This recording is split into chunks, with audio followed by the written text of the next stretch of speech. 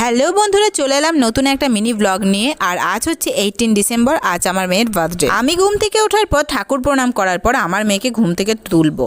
Already আমার মেয়ে ঘুম থেকে উঠে গেছে, এখন জাস্ট শুয়ে আছে। যেহেতু এখন ঠান্ডা ভালোই পড়েছে, তাই সেরকমভাবে ওকে আগে থেকে ওঠায় না। আর সকাল সকাল উঠলে চারিদিকে কুয়াশা পড়ছে, ভালোই ঠান্ডা লেগে যাবে। থেকে তোলার পর আমার মেয়েকে কিন্তু বার্থডে উইশটা আমি করে দিয়েছি। আর আমার শ্বশুরবাড়ির বংশে কিন্তু মেয়েদের বার্থডে করতে নেই।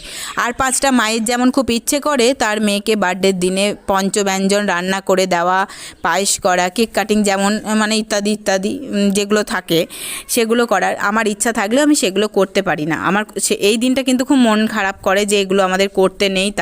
তাই আমার মেয়ের বার্থডের দিন আমি কিছুই করি না। বার্থডের পরের দিন বা 1-2 দিন পরে কেক এনে কেক কাটিং করি আর এই খাওয়া দাওয়া ছোটোখাটো করে আর কি করি। এবছর যেহেতু বাবার বাড়িতে আছি তাই বার্থডে সেলিব্রেটটা বাবার বাড়িতেই হবে। আর আমাদের যেহেতু 12 মাস বৃহস্পতিবার নিরামিষ খাওয়া হয়ে থাকে, আর এটা যেহেতু পৌষ মাসের বৃহস্পতিবার তো নিরামিষ খেতেই হয়, সেই জন্য নিরামিষ রান্নারই তোড়জোড় এখন